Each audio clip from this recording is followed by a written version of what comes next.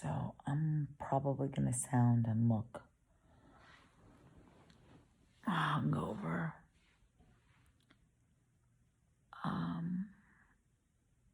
The ayahuasca is like a very serious buzz.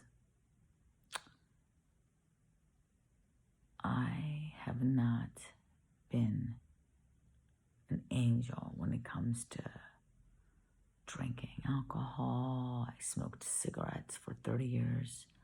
I smoked a ton of weed when I was in high school and college and my 20s. I've done cocaine a bunch of times. I took amphetamines. So altering my consciousness is not new to me. But I never really did mushrooms or acid or anything like that because I was always concerned about the takeoff and you can't go back until you get to your destination, and that freaked me the fuck out. If I saw what happens in these ceremonies at Rythmia on a movie or TV, I would be jealous.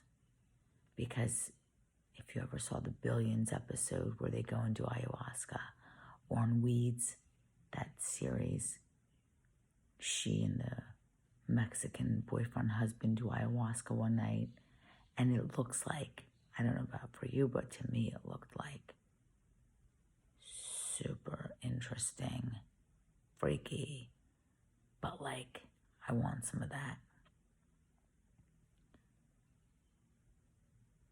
And they say that ayahuasca calls you to come when you're ready, and that's what happened.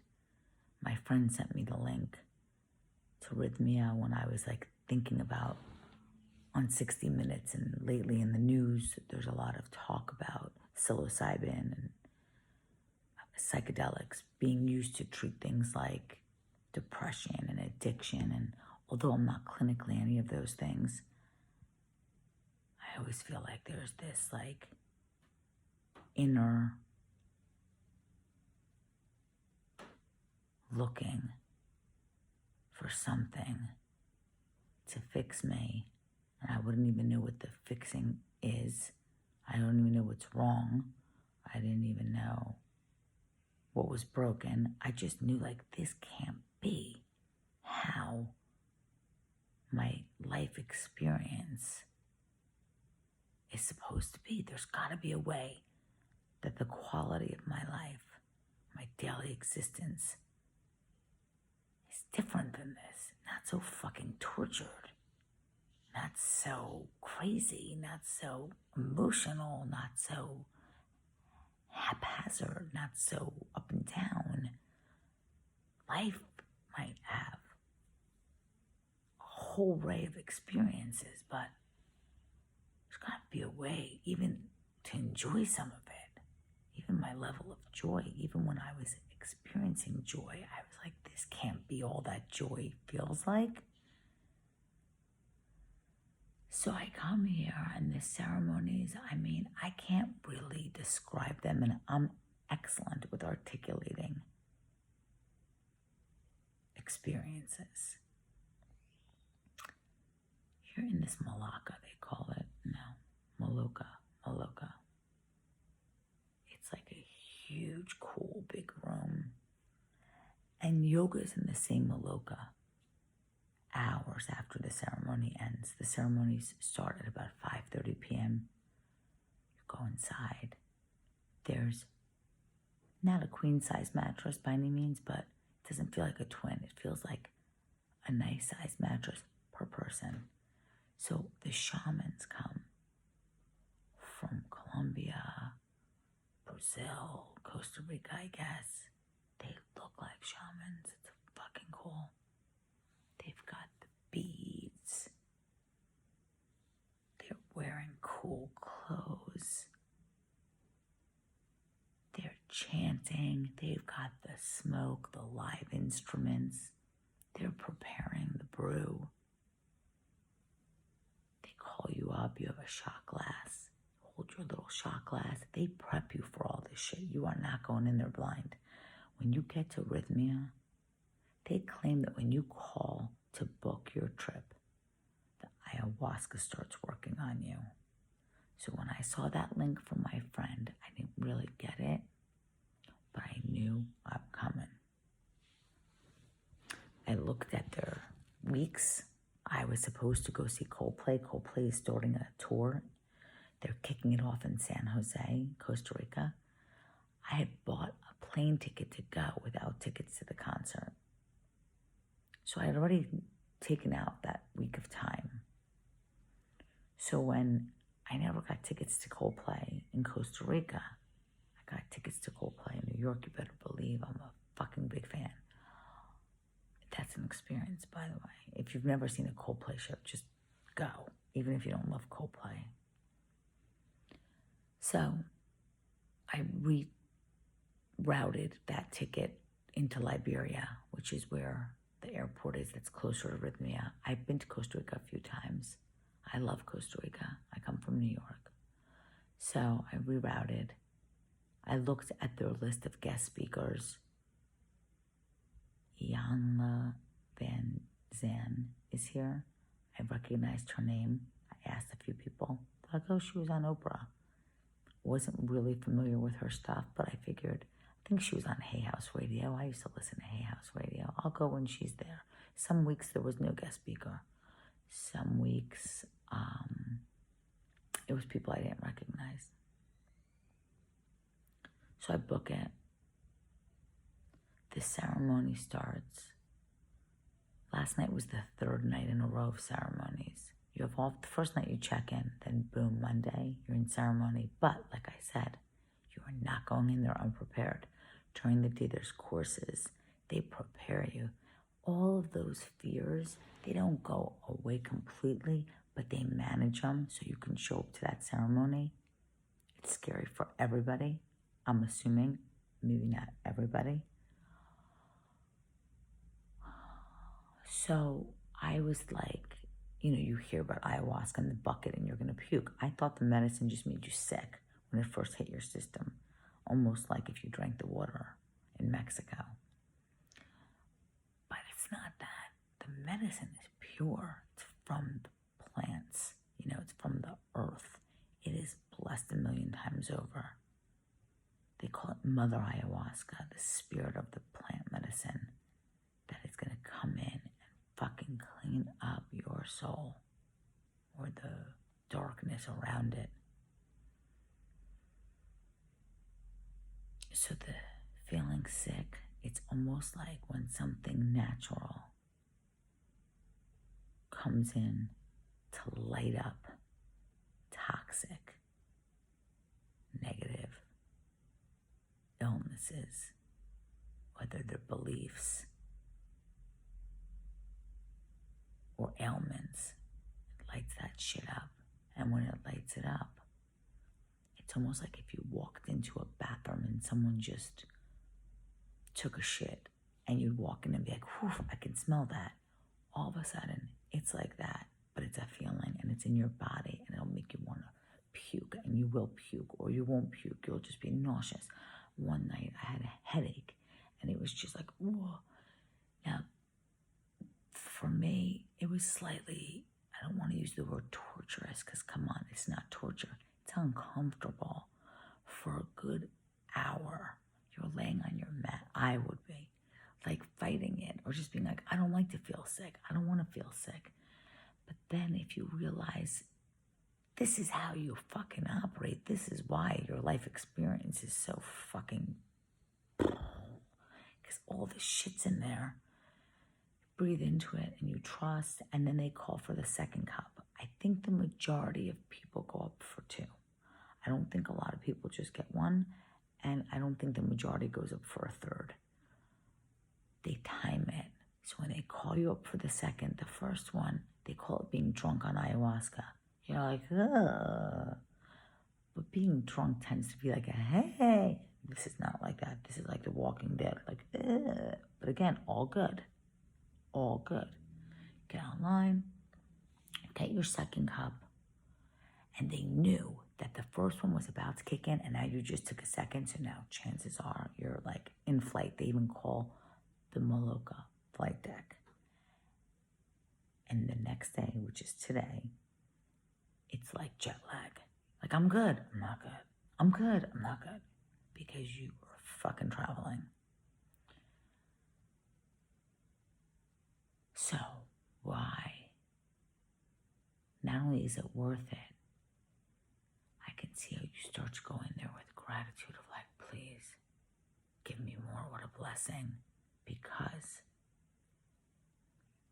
the clearings, the insights,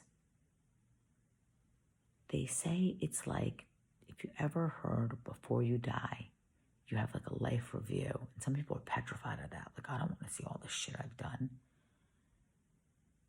And some people are like, oh, that might be interesting or cool. Before your soul moves on, so it goes cleanly. It does like this zapping review. Takes what's good. See what they have on my wall. Behind my bed. Super beautiful accommodations, by the way. I mean, luxury. The shamans giggle. They're like, oh, you're on a comfy mat. I'm sure. For sure. The majority of people using ayahuasca for healing medicinal purposes are not comfortable like this. Jerry, the founder, it's like he said, how can you make this the most supportive and pleasurable experience while they are going for their miracles? And it's fucking awesome here. So, second cup, weird. The first 2 nights, funky.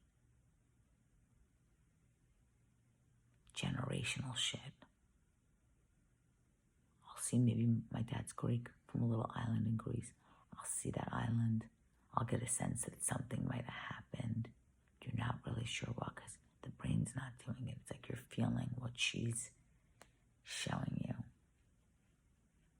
Whatever it was, I was like, clear that shit.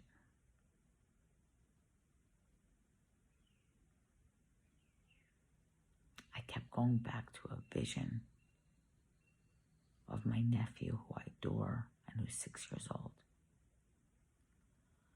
getting bullied, not big time, but teased and poked at, and it fucking crushed me. Crushed me. I was like, no, I've got to tell my sister. She has to stop it, bullying, no tolerance. And then it kept showing it, and I'd be bawling. No, he's just a little boy. I'm in this loop. And then you're working with the ayahuasca, even for the first time, like, okay, what is she trying to do here? What is she trying to show me? Okay, obviously, if you replay something in your head, it's like straight out of AA, and I'm not even in AA. The feelings, like, you relive it every time. That's why it's called a resentment, is to refeel. And they say resentments come from playing the same thing over and over in your head. Each time you experience the feeling again, and each time, your part was less and less, and their part was more and more, and you're like, what the fuck was that? So I'm replaying it in my head, and I'm thinking, am I not supposed to replay it? Then I thought, Mikey's a mirror from when I was a little girl, and then my little girl shit comes up. We're just little kids. I'm not saying you had to be abused. A lot of people were. It doesn't have to even be that serious. We're so fragile. If you waited in your crib an extra 10 minutes, you might thought they forgot me. Trauma for an infant. If I experienced one of my sisters getting into trouble, I might have thought, oh my God, parents, they're supposed to be protecting us and loving us. They hurt us. Trauma. I cried for all the fierce initiations that we all go through just from being born. Some people were experiencing a weird trauma in the womb. Maybe the mother wanted a boy, not a girl. Maybe the mother was raped. Maybe the mother was fighting with her husband. Maybe the mother was overwhelmed. Who knows? Maybe the mother wasn't ready to be a mother. So I'm crying like we're just kids. And then it kicks up my whole, what the fuck is wrong with you, God? You throw us down here, like out for the slaughter. I'm crying for all the times I felt alone. Now this is huge here. Their idea is we split. We're born, our soul essence is just from God, and whatever you want to call it, and that is just unconditional loving. And then we come down as that, and you see that in the 2 and 3 year olds, some of them, and they're just loving and hugging and staring with love. And at some point we need to create a personality and an ego, and we start to split. We start to form someone or something we think might survive better, have better odds, better chances. And their whole point is, if you see why you are the way you are, why you do the things you do, and you make it right and you let it go and you realize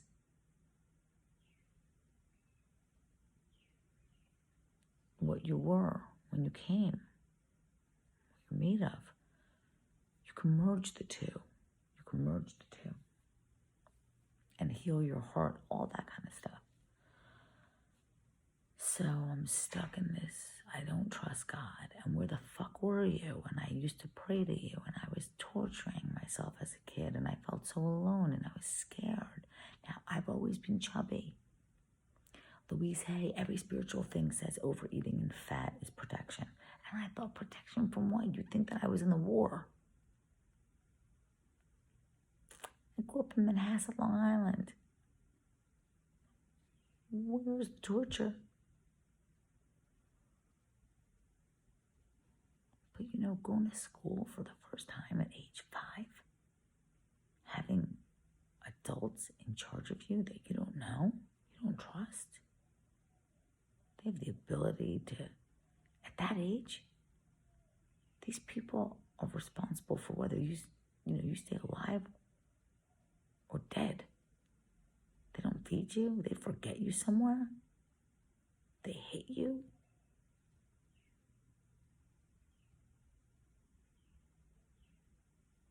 Some kid doesn't want to play with you. They don't want to have lunch with you. Humiliating. Crushing. So we start to become someone we think is going to be approved of, going to be accepted, going to be worthy of being taken care of. Someone who they'll want to keep alive for whatever reason. So the Mikey scene would replay with the bullies. And every time I'm thinking, no, it's not supposed to happen, then I would think of my own self, and I would think of things that probably I dealt with. No, it's not supposed to happen. Why? Where are you? We're here to protect the children. And then my God voice was like, how do you think I feel?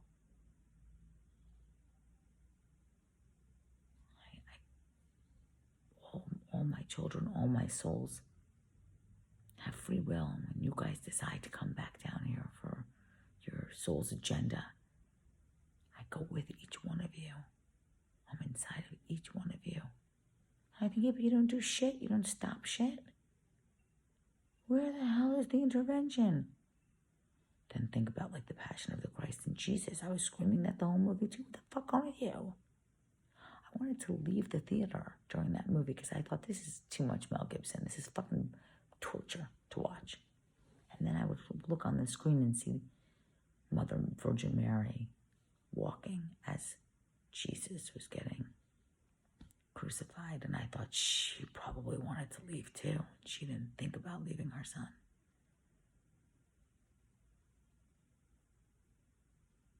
But you are not stopping it. You're not fixing it. You have to bear witness. So my God voice said, each time I stayed inside you and I was unconditional love. And I thought, yeah, for the person perpetrating the crimes, for the mean kid who says the mean shit, you're just sitting there looking at him with unconditional love. What about the fucking me? It was happening to me. And God was like, oh, but every time you were inflicting the pain, I was inside them, showering you with unconditional love. And I thought, oh.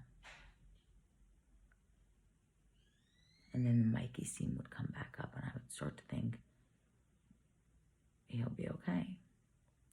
Maybe he chose this. He's gonna split. We all have to. We all do. It could be anything. It could be mommy didn't give you an extra popsicle. It could be anything. It's gonna happen. And then at some point, some of us try to reemerge. They say that, like, you know, this whole life review that happens at death, you have a chance to do that and then go back into your life with that clean slate and experience life from there again. So there was a lot of just, and then feeling God's unconditional love was unbearable. I couldn't even take it in. I didn't feel worthy of it. This is the shit that you're like, yeah, I need some of that. You get that shit here. It's like you get the chance to go to this divine source of energy and fucking clear and heal shit.